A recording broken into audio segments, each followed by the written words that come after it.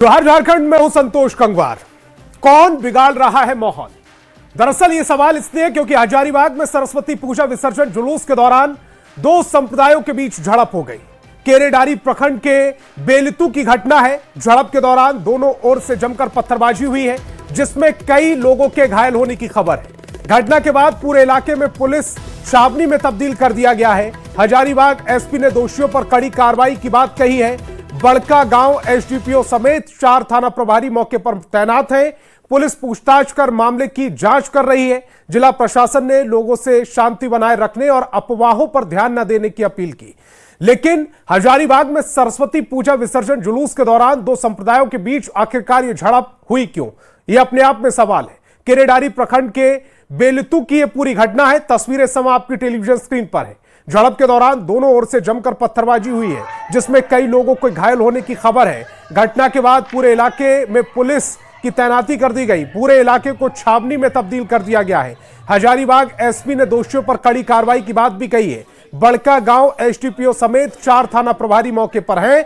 Police पूछताछ कर मामले की जांच कर रही है। जिला प्रशासन ने लोगों से शांति बनाए रखने और अफवाहों पर ध्यान न देने की अपील भी की है।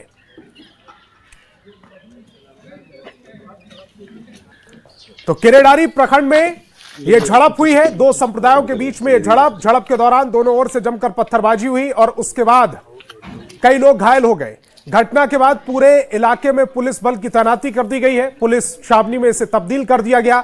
हजारीबाग एसपी ने दोषियों पर कड़ी कार्रवाई की बात कही है। बड़का गांव एसडीपीओ समेत 4 थाना प्रभारी मौके पर तैनात हैं। पुलिस पूछताछ कर मामले की जांच कर रही है। जिला प्रशासन ने लोगों से शांति बनाए रखने और अफवाहों पर ध्यान न देने की अपील की है। कर लेते हैं। हाँ, हम भी करेंगे। पूर्ण माहौल है और ऐसा नहीं होना चाहिए, क्योंकि अगर दो समुदाय आपस में अगर भिड़ते हैं किसी प्रकार से तो उनसे हमारा ही शांति व्यवस्था भंग होता है। और इस टाइप से अगर कुछ भी कार्य होता है तो वो दुर्भाग्यपूर्ण होते हैं। क्योंकि आप इतना तो जानते हैं कि जब इस टाइप से भिड़ंत होते हैं तो आम पब्लिक को और सरकारी प्रॉपर्टी का नुकसान होता है। यहाँ स्थिति बिल्कुल सामान्य है। प्रशासन पूरी चुस्त रूप से हैं और यहाँ कुल मिलाकर के शांति बहाल हो गया है। हालांकि दुकानें बंद हैं, पब्लिक का आवाजाही बंद है। प्रशासन की मुस्तैदी में सारा चीज़ यहाँ सामान्य है और हम अपने क्षेत्र वासियों से ये अपील करना चाहेंगे कि अफवाहों पर ध्यान ना दें और ना ही कोई गलत अफवाह फैलावें और इसको ज़्यादा तूल देने की ज़रूरत नहीं है। यहाँ मिल बैठकर आपस में सौहार्द कायम करने की ज़रूरत है। वहीं इस मामले में आजसू सुप्रीमो सुदेश महतो ने हमला बोलते हुए इसे शासन की चूक बताया है। कहा है हजारीबाग हमेशा से संवेदनशील जगह रही है, ऐसे में प्रशासन को वहां सतर्क रहना चाहिए था। सभी लोग जानते हैं वहाँ की झांकी सबसे बड़ी होती है, बजरंगबली की झांकी जो बनती है, रामनवमी की झांकी जो बनती है। और तो ये सेंसिटिव जगह पे जब भी इस तरह अगर सरस्वती पूजा को लेकर भी अगर कोई विसर्जन का कार्यक्रम है तो शासन को उसमें सचेत रहना चाहिए हमेशा। और ये अगर इस तरह घटना घट रही है तो उनकी ही चूक मानी जाएगी, दूसरा कुछ। सरस्वती पूजा के दौरान विवाद सिर्फ हजारीबाग में नहीं हुआ। झारखंड के गिरिडीह में भी शनिवार शाम सरस्वती प्रतिमा विसर्जन के दौरान दो समुदायों के बीच तनाव पैदा हो गया, जिसके बाद पुलिस की निगरानी में सरस्वती प्रतिमा विसर्जन हुआ है। मामला जमुआ थाना क्षेत्र अंतर्गत हारोडीही गांव का है, जहां मस्जिद के पास से गुजर रहे विसर्जन जुलूस में गाना बजाने को लेकर विवाद हो गया। हालांकि घटना की सूचना मिलते ही स्थानीय प्रशासन और पुलिस की टीम तुरंत हरकत में आई। पुलिस ने वरिष्ठ अधिकारियों के साथ पहुंचकर मोर्चा संभाला और उग्र हो रहे लोगों को शांत कराया। पुलिस की कड़ी सुरक्षा के बीच सरस्वती माता की प्रतिमा का सुरक्षित तरीके से विसर्जन संपन्न हो सका है।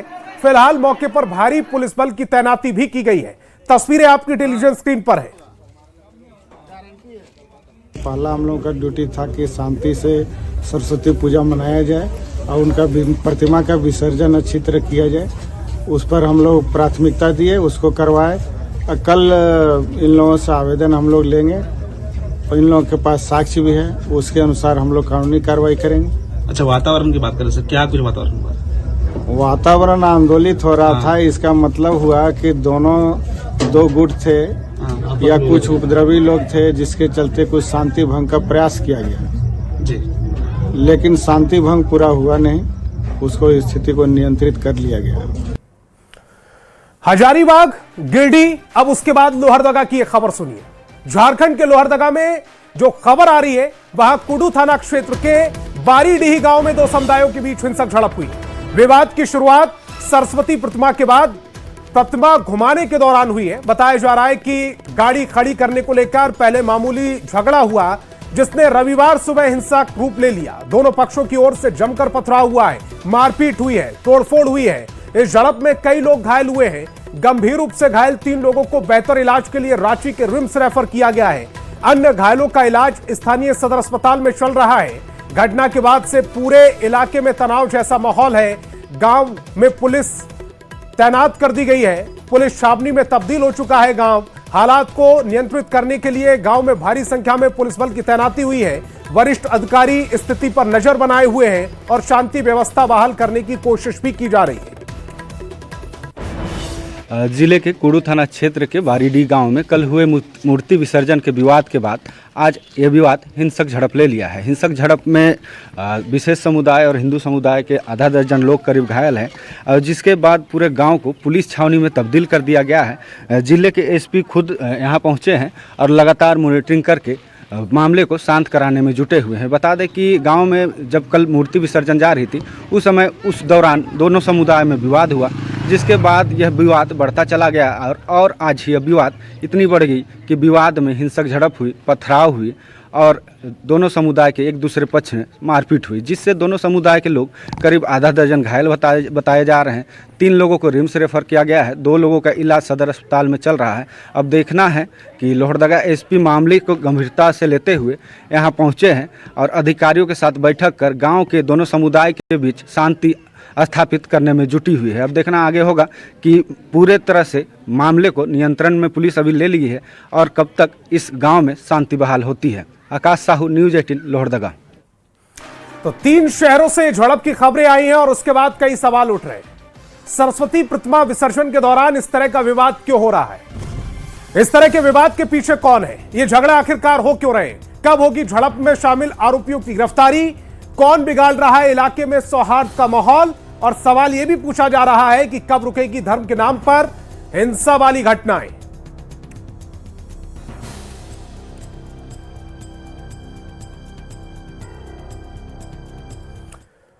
और झारखंड के चतरा जिले से बड़ी खबर आ रही है, जहां कोयलांचल क्षेत्र के आम्रपाली परियोजना में हथियारबंद अपराधियों ने भारी उत्पात मचाया है।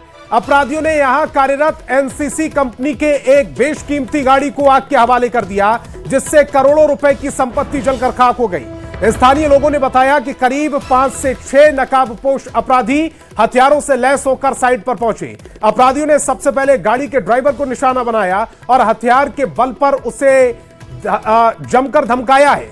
ड्राइवर को नीचे उतारने के बाद अपराधियों ने गाड़ी में आग लगा दी। इस वारदात से पूरे आम्रपाली परियोजना और आसपास के इलाके में दहशत का माहौल है। बताया जा रहा है कि बीते 17 जनवरी को एक उग्रवादी संगठन की ओर से चेतावनी भी दी गई थी, जिसे इस घटना से जोड़कर अब देखा जा रहा है।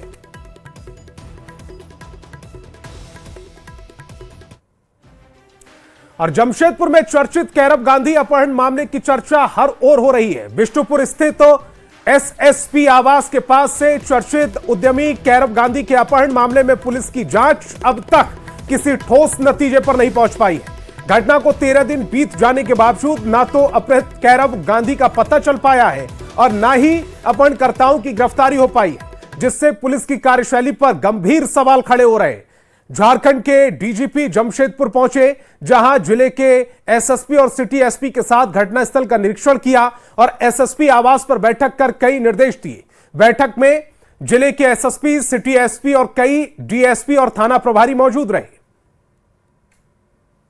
बहुत सारी चीजें हैं जिसका डायरेक्ट रिलेशन अनुसंधान में है, तो एक बार इस केस को हम लोग थोड़ा तह तक पहुंच जाएंगे, तब हम इसकी डिटेल जरूर मीडिया को हम लोग ब्रीफ करेंगे। बट एट दिस स्टेज इसको सिक्योरिटी पॉइंट ऑफ व्यू से हम लोग बहुत डाइवर्ज नहीं कर पाएंगे। कोल्हान के उद्योगपति के पुत्र कैरव गांधी के अपहरण कांड का मामले का आज 13 दिन हो चुका है और पुलिस के हाथ अब तक खाली है। हालांकि इस मामले को लेकर अब लगातार जो है राजनीतिक सरगर्मी भी बढ़ते जा रही है।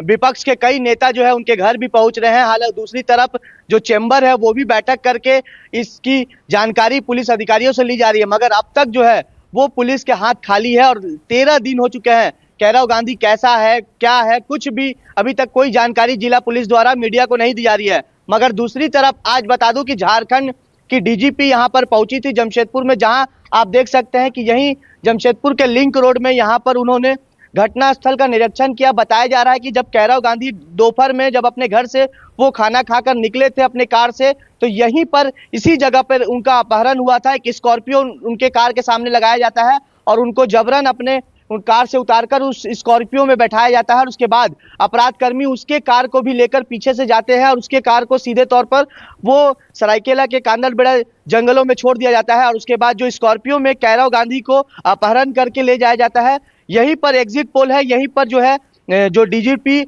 और जिले के एसएसपी, सिटी एसपी तमाम लोगों ने यहाँ पर घटनास्थल का पूरी तरह से निरीक्षण किया और उसके बाद डीजीपी लगातार जो है इस पूरे मामले को गंभीरता से लेते हुए बैठक कर रही है। बता दूं कि आज जिले के एसएसपी द्वारा आवास पर एक अहम बैठक हो रही है जिसमें कैरव गांधी अपहरण कांड मामले को लेकर पूरी तरह से रूपरेखा तैयार हो रही कि क्या कुछ अब तक पुलिस के हाथ में मिला है, क्या कुछ सुराग मिला है। मगर दूसरी तरफ आपको बता दूं कि लगातार जिस तरह दिन पर दिन बढ़ता जा रहा है उससे परिवार के लोग काफी सहमे हुए हैं, काफी डरे सहमे हुए हैं। उन्होंने भी मीडिया से बात करने से बचते नजर आ रहे हैं और आपको बता दूं कि लगभग 4 राज्यों में कैरव गांधी अपहरण कांड मामले को लेकर छापेमारी भी की जा रही है। कई अपहरणकर्ता के किंग के नाम भी सामने आ रहे हैं, उनको भी लेकर लगातार पुलिस कार्रवाई कर रही है। मगर अब देखना यह है कि डीजीपी आज निरीक्षण और उसके बाद पूरी बैठक के बाद क्या कुछ निकलता है, क्योंकि कैरव गांधी के अपहरण कांड मामले का 13 दिन हो चुके हैं और कहीं ना कहीं पुलिस के कार्यशैली पर भी अब सवाल खड़ा हो रहा है, क्योंकि अब तक पुलिस के हाथ कुछ भी नहीं लगा। मगर अब देखना यह है कि डीजीपी ने इस पूरे मामले पर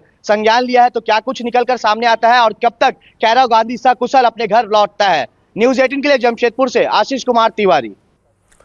और सीएम हेमंत सोरेन के विदेश दौरे को लेकर नेता प्रतिपक्ष बाबूलाल मरांडी ने तीखा हमला बोला। बाबूलाल मरांडी ने गणतंत्र दिवस के मौके पर दुमका में झंडोत्तोलन की अनदेखी किए जाने का आरोप लगाया। इसे शर्मनाक बताते हुए बाबूलाल मरांडी ने कहा कि इस बार झारखंड के सीएम झंडा नहीं फहराएंगे, ये देश और संविधान का अपमान है।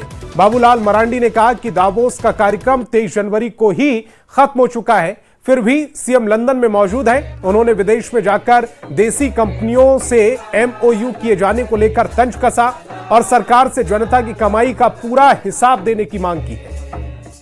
झारखंड प्रदेश के मुख्यमंत्री झारखंड में झंडोत्तोलन नहीं करेंगे। एक प्रकार से आप कह सकते हैं ये गणतंत्र दिवस का अपमान ही है, यह संविधान का अपमान ही है, क्योंकि जो लोग संविधान की कॉपियां विधानसभा में बाहर भी ला जाकर के पॉकेटों में रखते हैं, लहराते हैं, आज उस संविधान की किस प्रकार से अपमान करे राज्य के मुख्यमंत्री हेमंत सोरेन जी। मैं समझता हूं कि इससे और कोई दूसरी बड़ी घटना नहीं हो सकता है। आप सोच सकते हो कि इस देश के कोई भी राज्य के मुख्यमंत्री राज्य से बाहर नहीं गए होंगे, और ये तो देश से ही बाहर, और जिस दावोस कहते हैं कि जहां पर वो गए हुए थे। अब बाबूलाल मरांडी के बयान पर पलटवार करते हुए कांग्रेस मीडिया चेयरमैन सतीश पाल ने कहा कि बाबूलाल मरांडी देश की राजनीति करते आए हैं। पहले बताएं कि प्रधानमंत्री के विदेश दौरे से कितना निवेश आया। हेमंत सोरेन की यात्रा झारखंड के विकास के लिए है। तो मरांडी का ये बयान जिस तरह से बार बार लगातार वो विदेश यात्रा को लेकर कर रहे हैं, तो उन्हें तो अपने सबसे पहले अपने कार्यकाल की भी बातें बतानी चाहिए जनता को कि अपने कार्यकाल में वो कितना अंतर्राष्ट्रीय बाजार से लेकर निवेश कराए थे यहाँ पर लाकर। प्लस जो प्रधानमंत्री हमारे हैं, जिसको देश की जनता ने प्रधानमंत्री चुना था, लेकिन तो विदेश भर में मंत्री निकले। आप देखें 365 दिन में 200 दिन विदेश में रहते, तो वो कितने जनता की यहाँ पर आपका यहाँ पर देश में कितना वो निवेश करा रहे हैं। और चतरा से बड़ी खबर है, जहां हंटरगंज थाना पुलिस ने टीएसपीसी के पूर्व नक्सली मिथुन कुमार समेत 3 अपराधियों को गिरफ्तार कर लिया। आरोपी किसी बड़ी हिंसक घटना को अंजाम देने की फिराक में थे। तलाशी के दौरान कट्टा, जिंदा कारतूस और चोरी की बाइक बरामद की गई। मिथुन कुमार हरेंद्र गंजू दस्ते का सक्रिय सदस्य रह चुका है और लेवी और आगजनी में शामिल रहा। पुलिस ने कांड दर्ज कर आरोपी को जेल भेज दिया है। जांच फिलहाल जारी है। हंटरगंज थाना प्रभारी द्वारा एक बड़ी घटना को घटित होने से पहले ही उसे रोकने में सफलता हासिल की गई है, जिसके तहत इनके द्वारा 3 व्यक्तियों को गिरफ्तार किया गया है। उनके पास से एक देसी कट्टा, 2 गोली तथा 2 अन्य मोबाइल बरामद कर जब्त किया गया है। अब बोकारो में हाथियों का आतंक और उत्पात लगातार जारी है। हाथियों ने गोमिया वन क्षेत्र में कंडेर पंचायत के दरहा बेड़ा गांव में हमला कर करमचंद सोरेन की जान ले ली। घर को पूरी तरह ध्वस्त कर दिया। हमले में मृतक का बेटा भी घायल हुआ। शनिवार रात 8 बजे हाथियों ने हमला बोला था। घटना की जानकारी मिलने पर मंत्री योगेंद्र प्रसाद मौके पर पहुंचे और पीड़ित परिवार को 25,000 की आर्थिक सहायता दी। साथ ही घायल को बेहतर इलाज भी देने का आदेश दिया है। हाथियों ने साल 2023 से अब तक 11 लोगों की जान ली है। हाथियों के हमले में मुआवजा राशि और घर के एक सदस्य को सरकारी नौकरी देने की मांग उठ रही है। वालों की जिंदगी बहुत सस्ती है, 4 लाख रुपए दे दो। इस सबसे बिल्कुल हम इसके खिलाफ में हैं। 4 लाख नहीं, आप नौकरी दो परिवार के एक आदमी को और मुआवजा अलग से दो। वर्कमैन कंपनसेशन एक्ट के तहत उसको मुआवजा दो। कमाने वाला सबसे बड़ा सवाल यह है कि पिछले 2023 से कल तक कम से कम 11 लोगों की मौत हाथियों के चलते हुई है और हाथियों के द्वारा उन लोगों को मारा गया है। क्षति का आकलन तो अलग से है। तो हम कह सकते हैं कि वन विभाग कहीं ना कहीं फेल्योर साबित हो रहा है। वहीं कम्युनिस्ट पार्टी के जिला सचिव ने भी कहा है कि जो मुआवजा दिया जा रहा है वो कहीं से भी उचित नहीं है, क्योंकि जो भी लोग मारे जा रहे हैं वो कामकाजी हैं और उनको एक मोटी रकम मिलनी चाहिए और एक सरकारी नौकरी भी मिलनी चाहिए। और प्रशासन को यह होना चाहिए कि जो हाथियों का आतंक है उसको रोका भी जाना चाहिए। तब देखना यह है कि क्या हाथियों का जो आतंक है बोकारो जिले में, क्योंकि रामगढ़ और बोकारो जिला जो सटा हुआ जिला है और रामगढ़ में भी हाथियों का आतंक है, बोकारो में भी हाथियों का आतंक है और वर्तमान में डीएफओ जो रामगढ़ के हैं वही बोकारो के चार्ज में। तो ऐसे में कह सकते हैं कि बड़ा सवाल है कि क्या दोनों जिले की टीम को मिलकर हाथियों को दूसरे जगह पर भगाने की जरूरत है, क्योंकि उनका जो कॉरिडोर है वो निर्माण कार्य हो चाहे अन्य काम चलते टूट चुका है और हाथी जो है ग्रामीण क्षेत्रों में प्रवेश कर रहे हैं। मृत्युंजय कुमार, न्यूज 18 बोकारो। और दुमका रेलवे स्टेशन से कोयला रैक हटाने की मांग को लेकर चल रहा आंदोलन 70वें सप्ताह में प्रवेश कर गया। इस मौके पर आंदोलनकारियों ने शहर में बाइक रैली निकाली। रैली फूलो झानो चौक से शुरू होकर विभिन्न चौकों से होते हुए रेलवे स्टेशन पहुंची। आंदोलन के नेता रवि शंकर मंडल ने कहा कि कोयला डस्ट से आम लोगों की सेहत पर गंभीर असर पड़ रहा है और केंद्र और राज्य सरकार से रैक जल्द हटाने की मांग की गई है। तस्वीरें आपकी टेलीविजन स्क्रीन पर। एक तरफ बाइक रैली चल रही है, दूसरी ओर ये जो आंदोलनकारी है वो जोर शोर से नारेबाजी भी कर रहे हैं। हो गया है। हम लोग 4 साल से दुमका रेलवे स्टेशन में विरोध जता रहे हैं और हम लोग शांतिपूर्ण से धरना देते आ रहे हैं। हम लोग 50 सप्ताह में भी पैदल मार्च निकाले थे और जनता को जागरूक किए थे। आज भी हम लोग का उद्देश्य वही है कि 70 सप्ताह पूरा हो रहा हम लोग का और आज भी हम लोग जनता दुमका वासी को जगा रहे हैं। है हम लोग का इस बार और रैली निकालने का हम लोग का मुख्य उद्देश्य ये है कि जितने भी दुमका नगर में और आसपास के इलाके में जो हमारे साथी रह रहे हैं, पब्लिक रह रहे हैं, उनसे भी हम लोग आग्रह करने के लिए निकले हैं और सरकार को भी आग्रह करने के लिए कि 70 सप्ताह हो गया, अब रेलवे दुमका कोयला डस्टिंग जो चल रहा है, डस्ट चल रहा है, इससे हमें मुक्त करें और निजात दिलाएं। कहानी ये है, कोयला रैक को लेकर हम लोगों की खाना जो हम लोग खाते हैं उस पर हम लोग को डस्ट आ रहा है, पानी जो पीते हैं उस पर हम लोग को डस्ट आ रहा है, यहाँ तक कि हम लोग शौचालय जा रहे हैं तो उस पर भी वहाँ भी डस्ट भर चुका है। कहीं एक ऐसा जगह नहीं है जहाँ पे डस्ट नहीं गया है। यहाँ तक कि हम लोग का छत है, जमीन है, पेड़ पौधा है, मट्टी है, कोई भी जगह ऐसा नहीं बचा जहाँ पे डस्ट नहीं पहुँचा है। और स्वास्थ्य मंत्री डॉक्टर इरफान अंसारी ने केंद्रीय स्वास्थ्य राज्य मंत्री प्रताप राव जाधव से नई दिल्ली में शिष्टाचार भेंट की। केंद्रीय मंत्री प्रताप राव जाधव से मुलाकात के बाद झारखंड के स्वास्थ्य मंत्री इरफान अंसारी राज्य लौट आए हैं। झारखंड पहुंचकर उन्होंने बताया कि राज्य को जल्द कई बड़ी सौगातें मिलने वाली हैं। मंत्री ने बताया कि झारखंड को पहला आयुर्वेदिक कॉलेज मिलेगा और इस पर केंद्र से सहमति बन गई है। इसके साथ ही 6 हाईटेक लैब खोलने की तैयारी है। स्वास्थ्य शिक्षा के क्षेत्र में भी बड़ा फैसला हुआ है, जिसके तहत राज्य के सभी मेडिकल कॉलेज में सीट बढ़ाकर 250 की जाएंगी। लगा वहाँ कि आप लोग क्या सो रहे थे क्या? तो हमने कहा कि सो नहीं रहे थे सर, अब जग गया हूँ। जमीन ये लीजिए, जमीन ये लीजिए, पेपर दीजिए हमको कॉलेज। तो मुझे कॉलेज मिला है। तो निश्चित तौर पर मैं अपनी ओर से जो MOS हमारे जो मंत्री हैं प्रताप राव जाधव साहब को मैं बधाई देता हूँ। साथ ही साथ 6 हाईटेक लैब मिला है झारखंड को। अब कोई भी बीमारी का जांच अब बाहर नहीं जाना पड़ेगा। ये सोच मेरी थी, मैं इम्प्लीमेंट कराया हूँ। तीसरा था कि मेडिकल कॉलेज की सीटें बढ़ाना। कई बार आप देखिए कॉलेज बढ़ रहे हैं लेकिन सीट नहीं बढ़ रहा था। तो हमने आग्रह किया कि सर जब तक सीटें नहीं बढ़ेगी, मेडिकल कॉलेज है, आप 100 सीट देते हैं मात्र, तो इसको नहीं बढ़ेगा तो डॉक्टर्स कहाँ से लाएंगे हम? हमारे पास डॉक्टर्स नहीं है, जो पढ़ते हैं वो बाहर चले जाते हैं। तो इसमें सीट बढ़ा दीजिए। तो सहमति बनी है 250 सीटें हर मेडिकल कॉलेज। और वक्त है एक छोटे से ब्रेक का।